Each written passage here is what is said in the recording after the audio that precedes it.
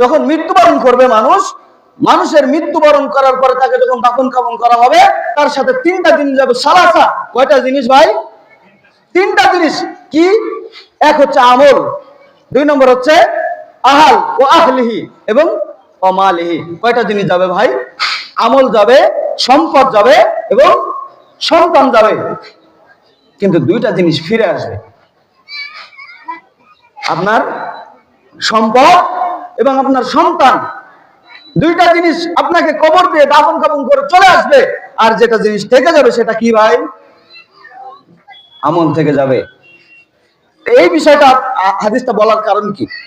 হাদিসটা এর জন্য বলছি যে দুনিয়া নিয়ে, যে সন্তানের জন্য, যে সম্পদের জন্য আপনি এত কিছু করলেন, যে সন্তানের জন্য, সন্তানকে ভালো রাখার জন্য, সেজন্য পরবর্তী জীবনে আমার মৃত্যুবরণ করার পরে অর্থনৈতিক কোনো সমস্যায় না পড়ে, তার জন্য ঘর বাড়ি বানাতে সমস্যা না করতে হয়, এজন্য সন্তানের জন্য আল্লাহর জিকির থেকে দূরে সরে গিয়ে যে সম্পদ করলেন, যে সন্তানদেরকে লালন পালন করলেন, আপনি মৃত্যুর পরে আপনার ওই সম্পদ এবং আপনার ওই সন্তান আপনাদেরকে ফেলে আপনাকে কবরে রেখে চলে আসবে। আর দুনিয়াতে আপনি যে বিষয়টাকে সব থেকে বেশি গাফেল ছিলেন, যে আমলটা করেন নাই, যে বিষয়টা নিয়ে সব থেকে বেশি গাফেল ছিলেন, ওই বিষয়টাই আপনার জন্য কবরে থেকে যাবে।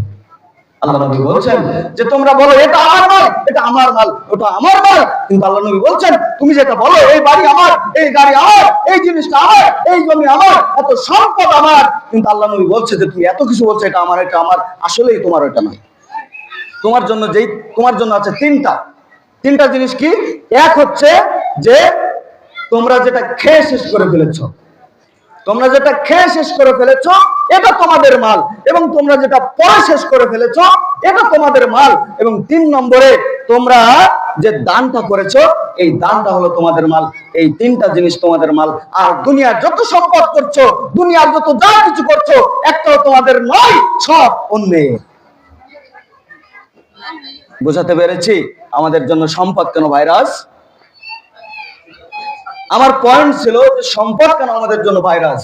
আমি কি বোঝাতে পেরেছি ভাই? আমি কি সক্ষম হয়েছি যে সম্পদ আমাদের জন্য কেন ভাইরাস? এই সম্পদ যদি আমাদের আল্লাহ থেকে দূরে সরিয়ে দেয়, আল্লাহর জিকির থেকে দূরে সরিয়ে দেয়, সালাত থেকে দূরে সরিয়ে দেয়, আল্লাহর ইবাদত থেকে দূরে সরিয়ে দেয়, তাহলে এই সম্পদ আমাদের জন্য ভাইরাস। এই সম্পদ আমাদের পরকালীন কোনো কাজে আসবে না।